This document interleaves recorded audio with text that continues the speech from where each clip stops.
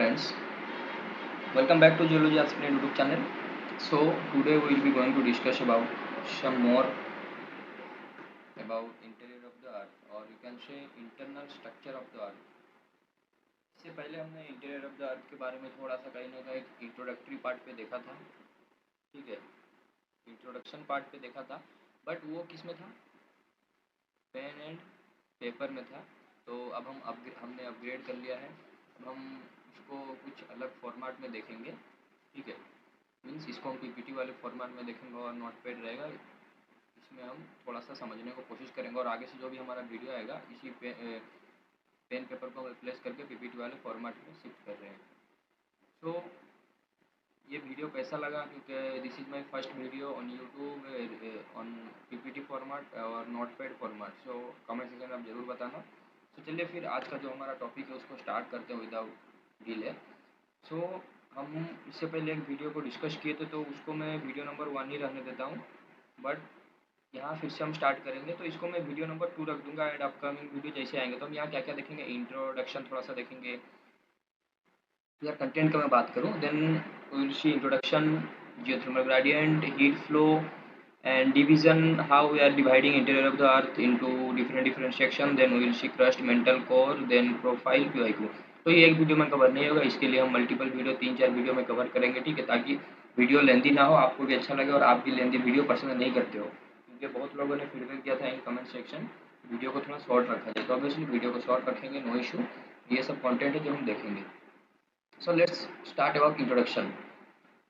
So all of you no direct observation of the earth interior is not possible. सभी को पता है कि if this is the earth surface और ये अर्थ है, तो यहाँ से डायरेक्ट आप डिग करके आके यहाँ तक पहुँच के ऑब्जर्व करके, हाँ यहाँ पर क्रस्ट है, यहाँ पर मेंटल है, यहाँ पर कोर है, ये पॉसिबल है ही नहीं, ठीक है, सभी को पता है। Why? Due to the fact that interior become hotter with the depth. जितना आप डेप्थ के साथ जाओगे इंटीरियर हॉटर होते जाएगा। But why this is going to be hotter and why as you move down the earth becomes more and more hot? So the reason is geothermal gradient। अब बात आता है कि what is geothermal gradient। So it is simple, if we will break the word, geo means earth, thermal means temperature and gradient means depth, means if we will go more or more depth, temperature will increase। But the question is why temperature is increasing and what is the reason or what is the fact behind this geothermal gradient। But before going to that fact and why it is increasing, we should understand about geothermal gradient। geothermal gradient क्या है उसको थोड़ा सा समझते हैं। सो geothermal gradient को समझने की कोशिश करेंगे।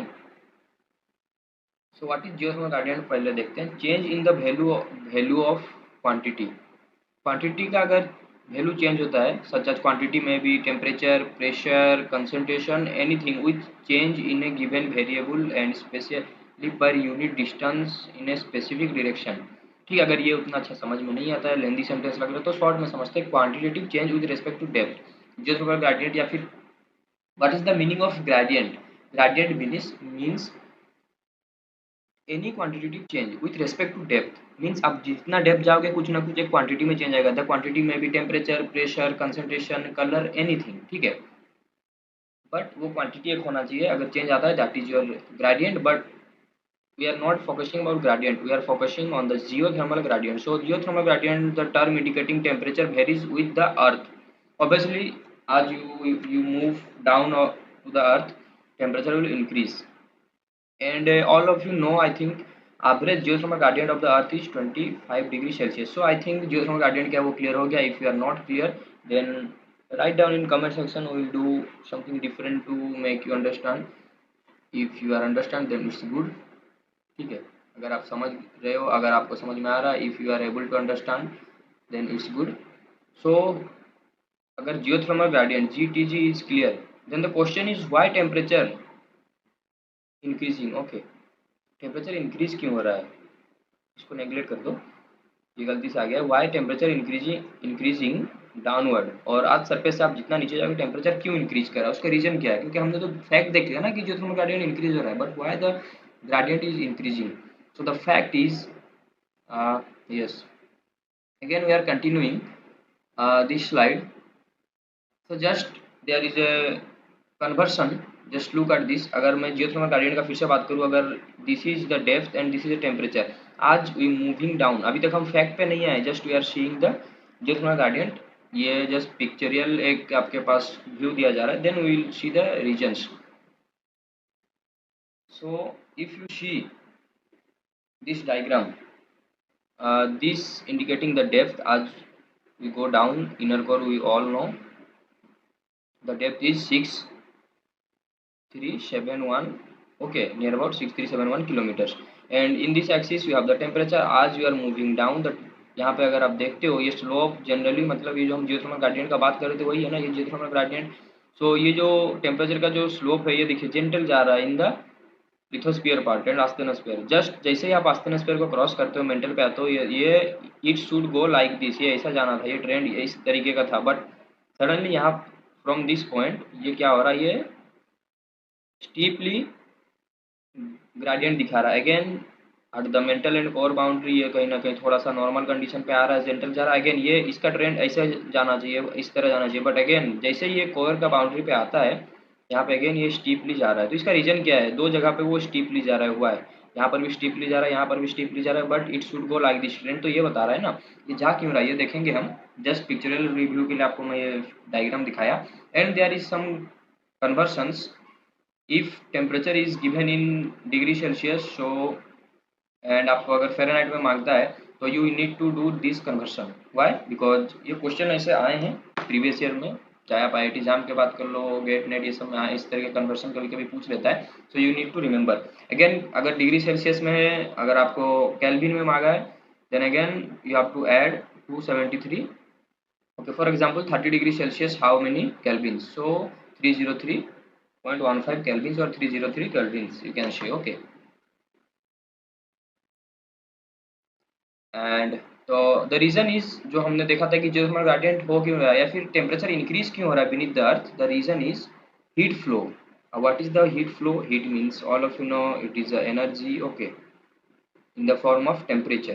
टेम्परेचर के फॉर्म में क्या है, एक एनर्जी है, ये फ्लो हो रहा है. क्यों फ्लो हो रहा है वो हम देखेंगे. Heat flow is the movement of the heat, all of you know movement of the heat, और you can say energy from the interior of the earth to the surface. Surface तक, interior of the earth, if this is the earth surface and just we are taking a conical part, तो if this is the core, तो यहाँ पर से क्या हो रहा है, ये जो बता रहा है हीट फ्लो, अंदर से कहीं ना कहीं हीट फ्लो हो रहा है to the surface of the earth. So इसीलिए हम देख रहे हैं हम जितना नीचे जाएंगे उतना टेम्परेचर इंक्रीज कर रहा है. Not only temperature, pressure also increasing. Okay, the source of must heat comes from, ठीक है, द कूलिंग ऑफ द अर्थ. ठीक है, कहाँ से हीट कहाँ से आ रहा है, कूलिंग ऑफ द अर्थ से आ रहा है. अर्थ कोर जो कूल हो रहा है, जो कि इनिशियल टाइम पे जब अर्थ बन रहा था, if this are the material, मैं यहाँ पे कर देता हूँ, इफ ये मोल्टन स्टेट में अभी अर्थ, ठीक है, तो अर्थ जब बन रहा था यहाँ पे होता क्या है, लेट मी चेंज कलर, कुछ पार्ट ऐसे रहते हैं जिसका डेंसिटी ज़्यादा है मोल्टन स्टेट में भी. तो ये क्या करेंगे सेकेंड स्टेज में, जिसका डेंसिटी ज़्यादा है वो एक जगह पे सेग्रीगेट हो जाएंगे और ये क्या बना देगा, कोर बना देगा. आफ्टर दैट कोर जो रिमेनिंग रह गए वो क्या बना देगी, वो मेंटल बना देंगे, जो कि ब्लू पार्ट में हम देख रहे हैं. जो जिसका डेंसिटी कम है वो ऑटोमेटिक यहीं पे रह जाएंगे, तो वो मेंटल बन गया. And after the solidification of mental you have a thin crust यहाँ पे, एंड विथ द टाइम यहाँ पर जब मैग्नेटिज्म होता है ये क्रस्ट थिकर होते होते जाता है, and you have the crust finally. Okay, तो कुछ इस तरीके से हाथ बना. बट द इनिशियल टाइम जब ये बन रहा था यहाँ पर कुछ ना कुछ हीट रह गया, या फिर उसी को ही हम बोलते हैं प्री मोडल हीट. ठीक है, ड्यू टू दैट हीट, ये हीट है, अब ये क्या कर रहा है, ये ठंडा होने को ट्राई करेगा. तो if this will try to cool, तो व्हाट विल बी अकर, तो यहाँ पर से हीट निकलेगा. ठीक है, यहाँ पर से हीट क्या निकलेगा, यहाँ पर से ये हीट रिलीज करेगा, और उसी हीट को ही हम क्या बोल रहे हैं, हीट फ्लो और एनर्जी फ्लो, जिसकी वजह से ऊपर आप जितना मतलब सरफेस से नीचे आ रहे हो एनर्जी क्या हो रहा है और टेम्परेचर क्या हो रहा है, इंक्रीज हो रहा है. That is the cooling of the earth. Okay, earth core. And the radioactive heat generated in the upper 20 to 40 kilometres of the earth crust. तो अर्थ क्रस्ट में भी रेडियोएक्टिव हीट भी जनरेट होता है, कहाँ पर 20 to 40 किलोमीटर्स में. But why the radioactive heat is generating, the reason behind this, you have the mantle. Okay, you have the mantle, TLE. Okay, in mantle कुछ ऐसे एलिमेंट है जो कि स्टेबल नहीं है, या फिर उसी को आप बोल सकते हो रेडियो एक्टिव एलिमेंट है वो. ठीक है, and that radio active element ये क्या है, ये एक्टिव है, ये मतलब स्टेबल नहीं है. तो ये स्टेबल होने को ट्राई करेगा. How it will be stabilize, तो ये टूटेगा, डिसइंटीग्रेट होगा. ड्यूरिंग दैट डिसइंटीग्रेशन ये कुछ एनर्जी रिलीज करेगा in the form of heat. ठीक है, ये एनर्जी जब रिलीज करेगा in the form of heat, due to that also energy यहाँ पर फ्लो होगा एंड इसी की वजह से आप जैसे जैसे नीचे आओगे एनर्जी इंक्रीज होता है। तो there are main two reason, one is radio active disintegration and another one is cooling of outer core. यही हमने देखा था ना, दो बार स्लोप क्यों यहाँ पर देखो एक स्टीपली, ये actually this slope should follow this trend, ये ट्रेंड में जाना चाहिए। Let me erase,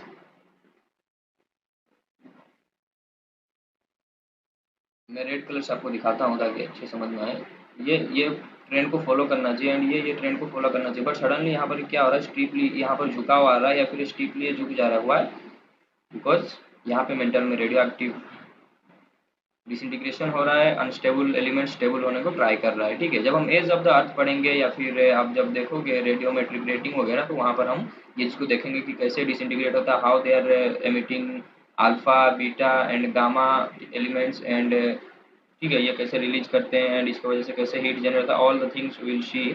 but just now you need to remember that due to the radioactive disintegration, why radioactive disintegration is taking place, because the elements which are present in the metal are not stable, they will try to stabilize, and during that stabilization process they will break or they will disintegrate, and during that disintegration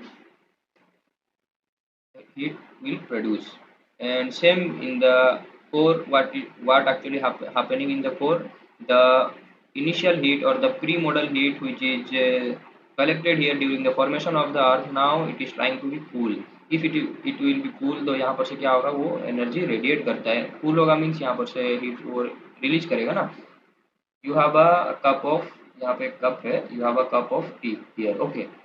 तो if it is water, अगर ये बहुत गर्म है आप इसको P नहीं पाओगे, तो ये आप क्या करते हो, आप थोड़ा देर रख देते हो, रखने से क्या होता है, यहाँ पर से आप देखते हो वेपर्स वगैरह निकल रहा है, ये वेपर निकल रहा है मीन्स ये कूल हो रहा है, जब ये कूल हो जाएगा तब आप पियोगे। सिमिलरली ये कूल होने को ट्राई कर रहा है, तो ऑब्वियसली ये भी क्या करेगा, एनर्जी रिलीज करेगा in the form of heat. ठीक है, हीट को ही रिलीज कर रहा है, तो इसी को हम बोल रहे हैं हीट फ्लो।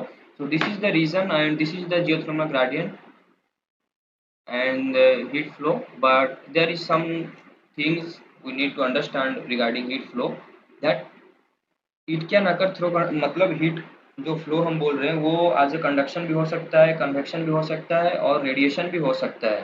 ठीक है, conduction is the transfer of heat through a solid material, solid material से अगर हीट ट्रांसफर होता है तो we can say this is the conduction. Means अगर क्रस्ट में, ठीक है, हीट फ्लो हो रहा है या फिर इनर कोर में हीट फ्लो हो रहा है, तो we can say this is the conduction. ठीक है, and what about convection?